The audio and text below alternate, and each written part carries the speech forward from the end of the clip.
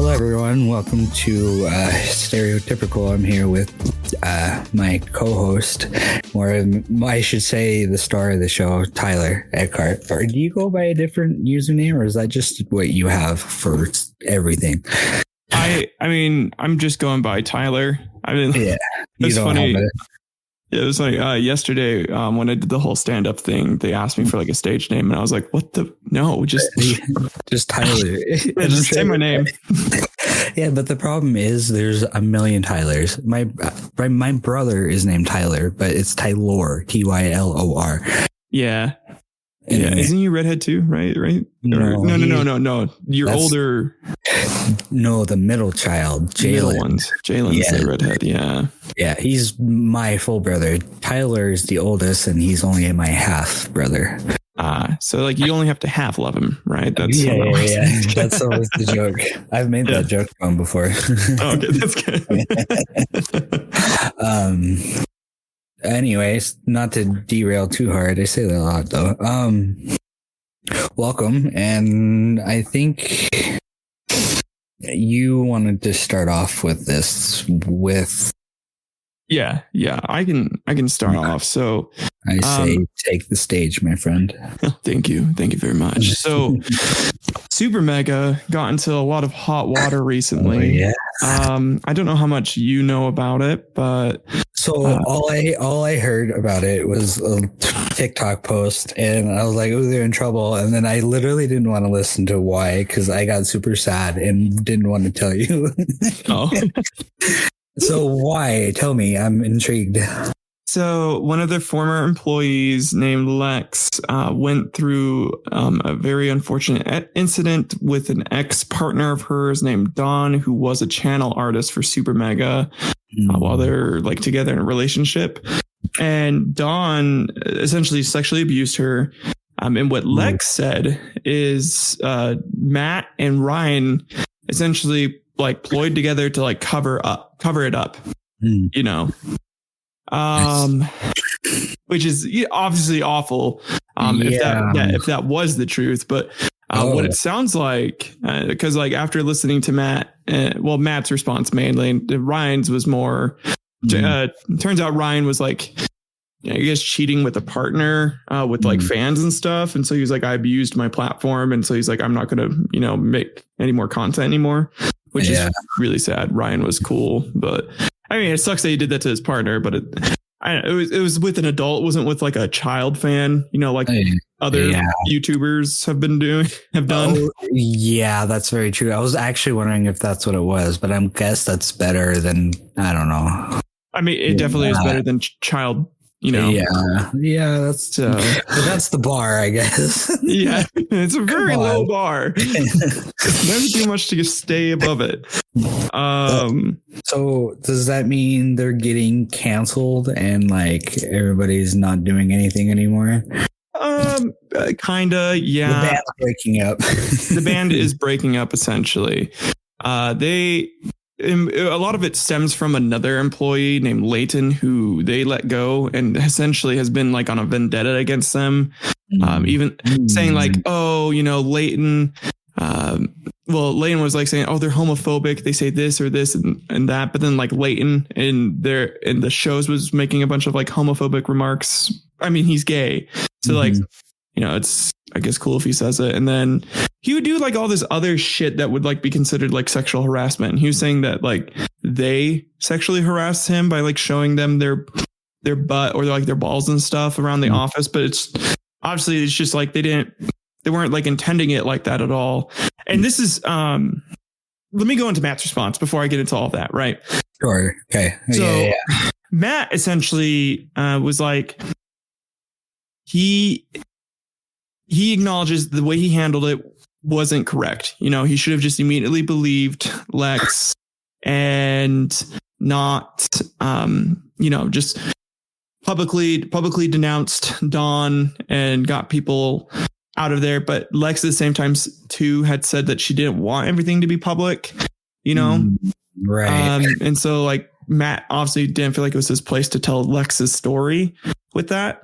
But Matt also had a hard time believing Dawn did that because they were good friends, and him and Ryan just were like, we don't see Don doing that, which is a lot of people are going to hate me for this. I think that's an understandable thing to do when you hear about that about a friend, right? Yeah. So, well, because you always want to try to give the benefit of a doubt, especially if you've known them for X amount of years. Like, I mean, me and you, how long have we known each other? Like almost 2. Well, let's see. 14? 14. Yeah. Like we're getting up in the 15-year mark now. That's crazy. Yeah. You knew me before I lived in Utah. Yeah. But that's only through your cousin. Yeah, that's true. Yeah. That's a different topic. But what was I saying? What were you saying? I'm sorry. I'm totally spacing it now. No, you're good, man. I was just saying, like, if someone came to you who was a friend and they said that your other friend sexually abused them, right? Would you not also feel almost inclined to go talk to the person they accused to get their side of the story? Well, yeah, of course. Like, you can't just take it from one side, regardless if it's your best friend or not. You know what I'm saying? Especially when it's something that serious. Well, yeah. And the way Don had made it sound to them was a misunderstanding in a relationship. And that's where the water muddies even more. It was a fucking relationship. Yeah. So that's like even harder. And then I think the guy was like German or something. So then you also have like cultural differences on like what, I mean, abuse is abuse at the end of the day. So like what Don did definitely was abuse. And Don did eventually admit to it being abuse. Maybe not like explicitly, but he essentially apologized and was like, "Oh, I'm sorry for everything I did." That doesn't forgive. Oh yeah, you don't forgive Don, but then people are attacking Supermega, being like, "Well, why didn't you just immediately?" Well, because they have a channel that they wanted to protect, and yes, you got to remember they wanted to come. I remember them, Matt and Ryan, who were their editors for Game Grumps, and like they helped them get off their feet and onto their own platform and helped push them for who they are today. And I honestly respected a lot. I never really watched them a whole lot, but I always heard about them from Game Grumps and other platforms, and I always heard see snippets. I wasn't really the ones who watched them, but I know a lot of people love these guys. Well, yeah, because they were hilarious. I mean, some of their jokes were pretty off color, but like some of it's just like, yeah, they're off color, but it was just, I don't know. Yeah, it's just the way they are. It's dark humor. I personally enjoy dark humor. Yeah, that's just how I am. So, but the worst part about this is Leighton, after Lexi came out with her story, essentially used that to jumpstart his own vendetta against them again. And he was saying shit like they didn't take you remember when they're in Syndigo with Mark? Yes, vaguely. Yeah, so like Syndigo, so it was back like 2010, 11-ish. Oh, maybe. Yes, kind of. Well, it was. What was it? What was it? I should say. There's like their comedy sketch channel. That's where like a lot of their like Mark and yeah. In passing. Sorry, that's all I wanted to say. I think I've heard of it. I don't think I've ever watched or listened to it. They had some good stuff. You should definitely go check it out. I recommend it. It was a prime YouTube era back then, Yes. I feel that though. So anyways, one of their buddies who was with them, I think it was Daniel or something, his name, whatever, Daniel Kyer was his name. He would end up committing suicide, and Leighton, who was never involved with that guy at all, or like never part of that group, said that Matt and Ryan would like make jokes about suicide and like call Daniel like a coward. With like no facts to back it up. Ryan was the one who found Daniel after he, tried to kill himself. Oh my God. So yeah, this shit was like, could you imagine being so petty about getting fired because you sucked at your job that you decided to go on this whole campaign to try and cancel them? Oh, and then the reason why like Lex was mad at them, at least in my opinion, from where I can see, because she also said shit like that. She said that they would say Daniel was like a coward or something and make jokes about suicide all the time. As if they, wouldn't take it seriously. part of me, like where that spike comes from, I feel like is because it turns out they got like kicked. They were allowed to live rent free in their house essentially, or like in the studio house that they had. And they got kicked out because they were given more than enough time. I see. And you got all butthurt about it. Yeah, that's really what it sounds like. It just sounds like people got butthurt because they felt like, oh, you're my friend. You should have been like treating me like this, or you should have just done this or this. And they use that butthurt to like go after these guys who are clearly they're not businessmen. They built a channel together to have fun and do like goofy shit. And people are taking them way too seriously and acting like they should be these like model citizens of like upstanding virtue. And I don't understand why we attribute that to people. It just seems silly. I do understand that, but a little side note to a little hyphen side note to that comment there is, since they get in camera and they are sitting there in front of thousands and thousands of people, they have that influence regardless. And I think it's the old saying, with great power comes great responsibility. I think there's a minor touch to that in this specific scenario, only because, look at Markiplier. He's probably one of the bigger YouTubers, right? And he has so much influence, but he's done, I don't want to say he's perfect, but he's done a lot of good. He does a lot of charities. He uses his platform to help others. And sometimes when people who have that success do get salty and they don't act like grown-ups or, adults, or at least in a calm and reasonable manner when things go askew, awry, and don't go their way. Yeah. Well, I guess I get that to a point, but for me, a lot of it is context of like what the artist is doing. Okay. If the artist is literally just trying to like make shit jokes. Okay. Yeah. Like as an adult, should I view this person as someone that is a model for my own virtue or moral upstanding? And if they don't conform to what my idea of that is, should I hate them for it, essentially? Because really, they didn't do anything all that bad. They were in a very tricky and tight situation that they had never really been through before. And yes, they handled it poorly, but it was their first fucking time really handling that. Sure, yeah, I get it. And when things are in panic, especially when it comes to you needing a place to live, I can understand that. That. And then I can understand like Matt's panic about the channel too, because like that's his baby. That's something that he's like grown and cultivated. So. And that is something that is a channel destroyer, as we've now seen. It destroyed their channel. Yeah. I don't know. I feel like it's another situation of the Try Guys, if you know them. And whatever his name is, I don't remember. Is it Ned or something, right? Yes, I think you're right. The redhead dude.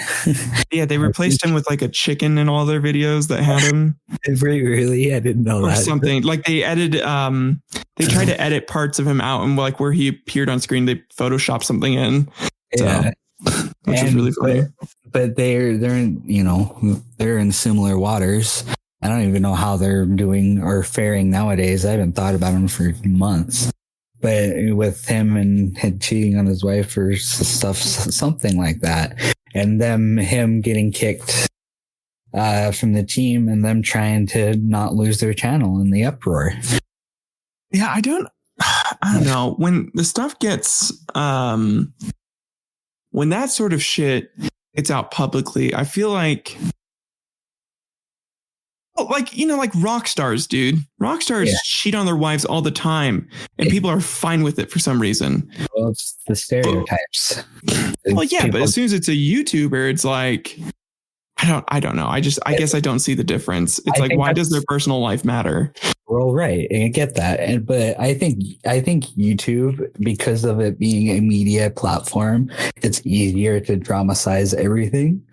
But even if it is, because this ain't like a light topic, you know what I'm saying? No, it's not. something to address. However, I'm with you. I don't think they need to go under the water for it. I think Matt and Ryan. I don't how involved was Ryan part of it in all this? He's semi-involved. Like he's probably about as involved with Matt, as involved as Matt was. His main thing again was Leighton or someone outed him for cheating on their significant other. Right. Okay. And so that's why he feels like he needs to take a step away from content creating. That's right. That's what you said. Okay. So I guess maybe they all need to just take a break, right? I guess they have to if one person leaves. Well, yeah. I mean, I don't know if Supermega is going to continue, really. It's because Supermega was Matt and Ryan. It's just Matt. That's so sad. It is really sad. Like, fuck. Like, I don't know. The whole thing just reeks of parasocial parasites, essentially. These people who just leech off of somebody who built something so, like, they built something big and something that they could be proud of. And, he had all these friends, in quotes, really just fucking parasites who, he worked with, like, people robbed for Matt and Ryan. They like they had that whole ordeal with like the Tucker brothers. And then what's that about? Or I don't know, one of their like film guys or like photo guys, Tucker, like stole $12,000 from them or something like that. Wow. Yeah, like off the company card. And so they're dealing with that. And again, they like have these people in their lives and they thought they were friends and they try to act like buddies. But that's the other issue, is doing business with your friend. If they're not an equal partner, it always makes that quote unquote friend salty. Yep. It does. Yeah, it does. And I get that. So, but I don't know. It's hard to, I wish, I hope to see in the future they might come back. I imagine they might rebrand. I could see that being an option for them. Yeah, I could see that too. But I don't know. The whole thing makes me angry in different ways because I really think it's just a bunch of these. Like you get like almost into a hive mind when there's like this group hate on people, and then it feels like as soon as there's just enough people that are on a train, everyone else seems to feel like they should hop on this train, right? Mm-hmm. Even if it's right or wrong, even if they don't have a full context or understanding of the situation, they're like, well, all these other people are shitting on them. I should shit on them and not look into anything. Yeah, there's so much misinformation. It's like it's hard to trust any of it to begin with. Yeah. But yeah, I don't know. I like your take. I mean, I do agree. There's a certain amount of moral responsibility, but I feel like, I mean, we're not big, right? There's going to be like 3 people listening to this, and who knows if they're going to be like, fuck you. Yeah, honestly. I mean, everyone's entitled to their own opinion, and that's kind of all we do here. Yeah. And so, but like, I feel like if we got big, right? How would you feel if your personal life got too almost wrapped up in this, and you did something? Well, yes, it was like wrong. It's not like you hurt someone or it's like something you can go to jail over. You just did something that's like, in the eyes of a lot of people, morally incorrect. And you get canceled, pop culture canceled, Yeah. It's like the new trend, isn't it? I forget what it's called. Yeah, but I mean, that trend's been going on since what, like 2018? Yeah, but they're like giving it a name now, Yeah, it's true. Anyway, but I don't know. I really have no other words for it, to be honest with you. Yeah, I mean, I probably could go on. The sociology of it is honestly fascinating to a point too, because like again, it's kind of like the people watching with me or the bird watching, right? Yes. Okay. Yeah, because I get to see all these people who have never followed anything with like Supermega just jump on and be like, well, this person said this and this person said this, so obviously it's true. And it's like, Oh my God. Like, just shut up. You're not even. Let me enjoy the content that they do. Yeah. God, I don't. It can never be that simple, though. If it did, ignorance is bliss, I guess. Yeah, and I guess Ryan's sleeping with fans. I'm like, a little part of me is like, cheating on your spouse, never okay. But you weren't doing it on company hours, I don't think. I guess I don't know. I know if he wasn't doing it on company hours. Yes, it's with fans, which I don't think there is really that much of a power dynamic.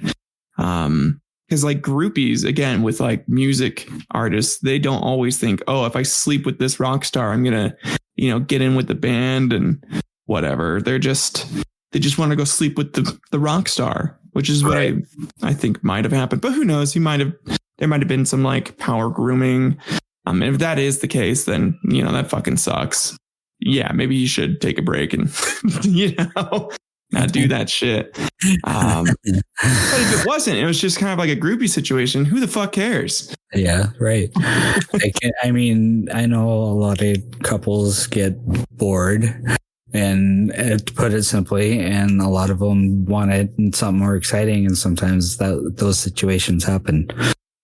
And to each their own, Yeah, it's true. And if you can mentally handle not necessarily repercussions, but the things that come along with that, then more power to you. Yeah. I mean, like, I don't condone it. I'm not going to sit here and be like, go cheat on your wife if you're famous. It's fine. Right, exactly. But I'm sitting here being like, I don't really fucking care. Yeah. Unless you're like actively hurting a friend's business or actively like just like, if you're a shit worker and you're doing that, and like the reason you're a shit worker is because you're doing that, get the fuck out. Right. Yeah.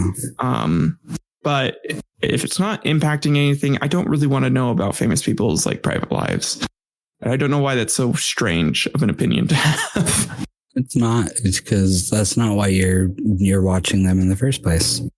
Yeah. It's just, it happens naturally because people care and they want to know what's going on in their life. Yeah. But then also sometimes I feel like that's just like, it's a symptom of loneliness that I feel like society is experiencing more and more now because of parasocial relationships. Yeah. Yeah. We can get into that later.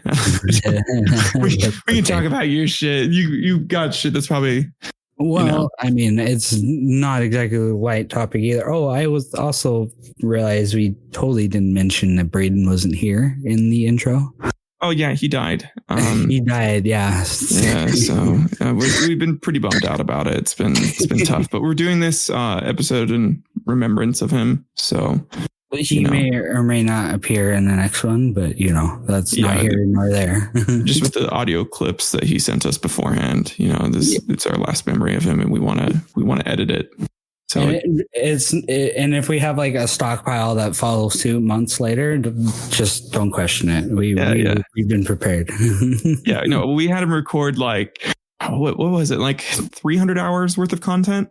Yeah, we got him on lockdown. We basically could put him in an AI generator and just have him spit out whatever we want. That's true. It's like we never lost a friend really with AI. So easy. Yeah. AI replaces friends. That's so sad. It's the future, man. Oh man, no. I don't know. Mine's not a central topic. I mentioned that in the beginning. I don't know where you're going to place this, but it ties back to something I talked about in the first episode. If anyone had listened to it, just call back. For ADHD specifically, but this time it's similar to the first one too. It's a lot of different topics and stories or headlines I have found in Reddit, and I just want to talk about it really and get your thoughts on it too. Yeah. So let's see here. So, okay, the very first one I found interesting as someone who hasn't been medicated since I was like 10 years old. And mind you, that was probably only within a year time time frame, and then just never using it again for one reason or another, money, family, all that kind of stuff. But the title of this one in this r/ADHD thread, it says, I think I just don't like being medicated. And which I found interesting because I never thought about that, but that's also because I've never really been medicated, but I know you have, off and on. But in his post specifically, he takes Vyvanse. Oh shit! Yeah. So, and I think that's a stimulant one, if I'm remembering correct. It's the one that I was on for a long time. I really liked it, actually. He says, I like it, and it helps me get stuff done and makes things not get overwhelmed and more tasks more bearable. However, I feel emotions less strongly, and I really dislike that. I've done research, and I know it must have something to do with the emotional dysregulation that comes with the ADHD. The medication helps regulate that. This means I get less excited about things. I don't think about my boyfriend as much or as intensely. I don't get bursts of energy and act silly. It also lowers my sex drive. And sex almost seems boring to me. And why is that? I feel intense happiness. I feel content, I guess. But it's like my emotions are all on an even field, if you know what I mean. Is this what people without ADHD always feel like? Well, with both of us having ADHD, we might not be able to answer that question. But. Right, exactly. But the reason I brought it up, it's because I wanted to ask you your thoughts on Vyvanse, and have you ever felt like you don't want to be medicated? Do you miss being part of hyperactive and having a lot of unique personality, I guess is a good way to put it? Okay, so I'll start with my thoughts on Vyvanse. I really, really liked Vyvanse. The closest thing I have to compare it to is the first time I did Molly. Oh, I see. Yeah. Really? Yeah. I felt really, really fucking good on it. Part of it too is I think it also boosts your serotonin. So I think it's supposed to make you happier, which I don't know if I don't know, something might be going wrong, and Vyvanse might just not work for her, which is fine. But I really liked it. My issue with it is it's so goddamn expensive. It was like $300 a month. It's a car payment. Like a good car payment to fucking take those meds. Yeah. But you're already paying out the ass for. Yeah. Well, I'm back on Adderall now because I am not dropping $300 a month again. There's supposed to be a generic version coming out at the end of the year. Well, the patent is up in August, and then they're going to do like some legal. My doctor told me this. They're going to do some like legal shenanigans to push it, so no one can make the generic version until December, and then December will come around. So we'll have it probably early 2024, is what I was told. So once that's out, you can bet my ass I'm going back to that. Yeah, I see. So I didn't realize you were on Adderall. I thought you were on a non-stimulant. I was on modafinil for a while, but then it caused me panic attacks. Why? What? Do you know why? I don't know why. I have a lot of ideas about why potentially. I think at the time I'd gained a bunch of weight, and so I think that contributed to it. The other part of it was anytime I took it, I just felt like this huge ass rush in my body. Not like when I take Adderall where I feel calm, and I feel like normal and I can focus on shit. With this, I would take it and I'd feel like this giant rush. And then like 10 minutes later, or I guess really like 30 minutes later, I'd be kind of calm.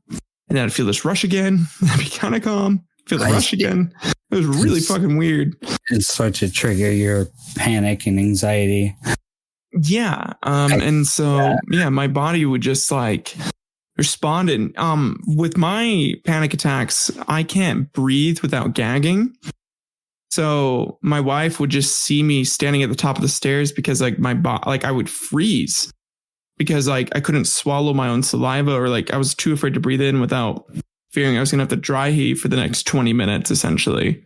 Right. And that was probably the worst 6 months of my life. Like, so that, ever since I've been on Adderall, I've been okay. I mean, I'll have it happen every now and then, but definitely it was like daily on modafinil that I had that happen. So with Adderall, I don't know, like maybe once every couple months. And so it's just kind of something where it's like, oh, it's probably just like a standard, like panic attack, and we just have to go through that. Normal stuff. Yeah, but it's not fucking daily anymore. Right. Yes, so. That's awesome. So you like Adderall? You don't think? I feel like I would need to get something that's not a stimulant in my eyes, to be honest with you. But that requires me to also be on it for almost 4 weeks before I feel like it's going to help me. Mm-hmm. But then I feel like, is it possible to get a non-stimulant and then get like a low dose stimulant, one to help with everyday stuff?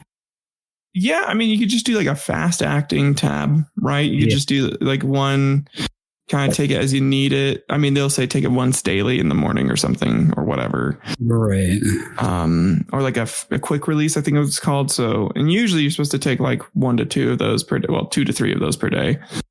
I take 2 quick release now. I was supposed to take just 1 slow release throughout the day, but they don't have that in stock at all because of the whole shortage. The quick release is fine. So you can find those still. So I just have to time it. It's just a little more of an inconvenience, but it's like, who cares? I can be normal. You can function. Yeah.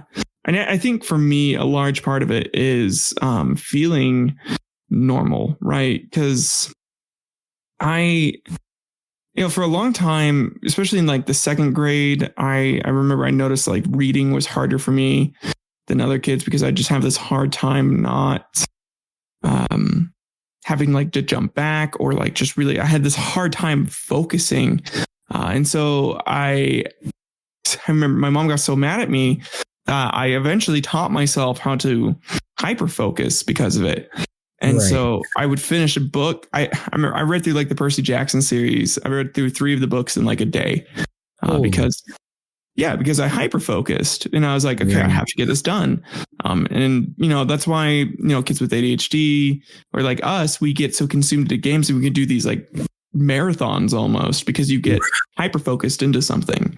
And you can just sit there for hours, Yeah. But then it also burns you out. But then a lot of this actually ties into another post, a little side tangent, I should say, is when you're doing playing with all these games, or whatever you do or whatever you like to hyper focus on, it's not necessarily a bad thing. It helps indulge in your hobbies and stuff that you like to do, and that's part of your own serotonin.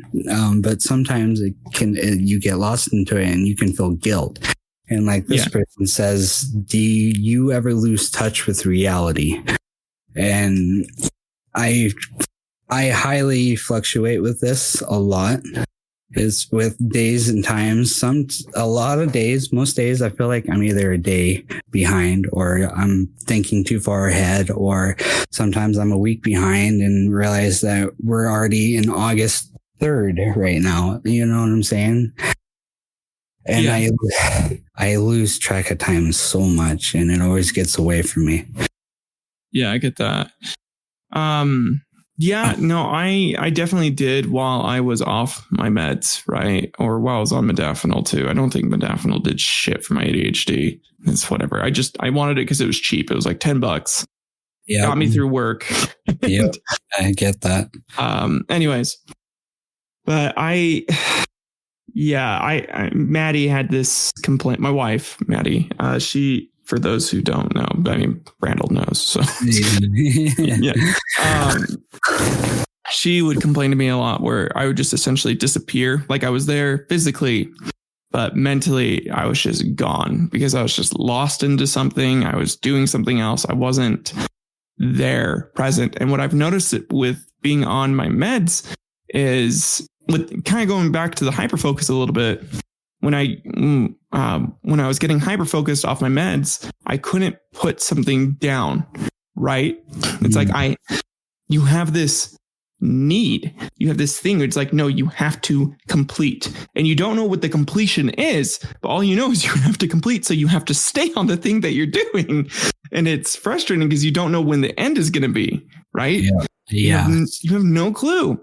It's funny. It's sorry, not to get you off, but it's funny you say that. I'm literally playing with everything around my desk right now. I have like a stylist in front of me. I have my energy drink that I keep sipping on. I have my phone that I'm playing with. I have the controller that I keep touching the thumbsticks on as we are talking, and I have not noticed up until right now. yeah, and it just kind of takes you away, right? Because you're like, well, shit, I'm doing this, you know, because I'm trying to listen and focus and articulate and not sound like an idiot, but it often ends in long rambles and tangents and things that don't seem coherent to other people, but do in my mind, because it leads from one thing to another. Because I can think about multiple things at once. I don't know, man. No, I know exactly what you're talking about. I just have to stop talking for a second. No, you're good, man. Because I get it. It's you essentially like, okay, I'm doing this, I gotta, but I'm also like trying to take care of this. Oh, cool, fun thing. Okay, back to this. Cool, fun thing. Back to this. But kind of back to the topic though. Mm-hmm. So while I'm on my meds, I notice I am able to put things down, and I can go do other things and focus on that for the amount of time that task requires and finish it, and not feel like I have to be stuck there for hours doing it until it's done. But you don't know when done is. Yeah, exactly. That's crazy. Yeah, I definitely have experienced the lost in paradise feeling that you get with ADHD. It's wild. I feel like I got too comfortable when the pandemic happened in isolation. Oh, yeah. And I find myself staying inside a lot, even after work. But because I'm always at work, I'm hardly at home. And it's hard to want to go out when I do get home. And which I have been trying to get better about, especially because I have my 3-year-old and we need to spend time together. Yeah. Bond, it's important. Yeah, it's also important for a kid to get outside more. I've been wanting to do that with Evan, with Riften more. Yeah. That's been like a priority of mine lately. But it's just been so goddamn hot. Yes. What was it? Like Satan's ball sack out there. I definitely would be like, I've been like, okay, we're going to go outside. I step outside. I'm like, oh, you guys are going to fry. Really. I actually miss Utah for the dry weather because I forgot it gets humid here. Oh my God. Humidity's terrible. Dude, I want to die. I experienced 105-degree heat, and then with the humidity, it was like 110. And I was on a catering job for that 7,000 or 8,000 people I was telling you about for one of those weeks in last month. Yeah. Oh, fuck that. Yeah, and by the end of it, I drank like 12 water bottles before we left. I was soaked in sweat. I still had to help the deli with the preps because they weren't done yet. And it's just part of the way the job is. But I'm sitting there, I'm sweating and smell like BO, and I just want to get out of there. But I felt bad for the people around me. Yeah, goddamn. Fuck, man. I mean, it's not your fault. It's God's fault. Blame God. Yeah, fuck that heat. Well, I mean, I guess it's people's fault for heating up the earth. Sorry, everyone that doesn't believe in global warming, but it's real. It's not a facade. Yeah. I wish it was. Oh, man. Yeah, that shit's... Fuck, dude. I want it to be cold permanently. That would be nice. Or like a nice, like if it could just be like 50 degrees outside all the time. And then, I can come inside and put a blanket on or something and warm up. I'm cool with that. My wife thinks I'm insane, but I would prefer it that way too. And my wife would kill me as well. If I could have it that way. I have it at 60 right now in my apartment, and because they're not here right now, they're out in Utah. Fuck yeah, that's 60 is so nice. Luckily with my wife, I think I've like gotten her to adjust to the cold. So now anytime it gets above 70, she's like, oh, it's really hot in here. I'm like, yeah, it is. Take it and run, yeah. That's awesome. So slowly but surely, she'll become more adjusted to the cold, and then we can move to Alaska like I want to, or Norway. It'll be a good time.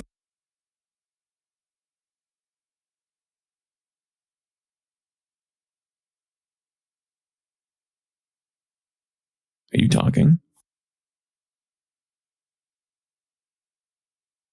Oh no, Brandel, are you okay?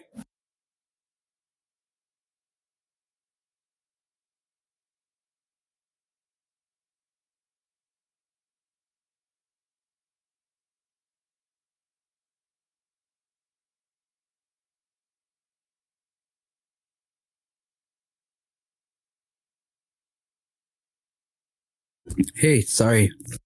You good? Yeah, I just got really nauseous. Oh shit. Dude, we need to like cut this episode short. It's fine, man. Well, hold on, just a second. Okay.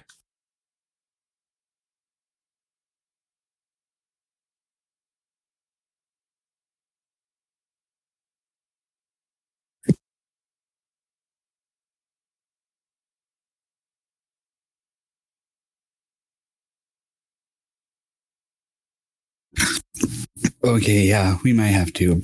I just puked. Okay, yeah. Well, that's it for this episode, guys. Yep. Dude, I'm sorry. Fuck, man. Yeah, sorry about that. It just came out of nowhere. Maybe it was the food I brought home from the deli. No, the wisest idea, but... Oh, fuck, dude. Okay, well, yeah, you go rest up. Yeah, go rest up, man. Sorry, guys. Yeah, I'll hit stop recording.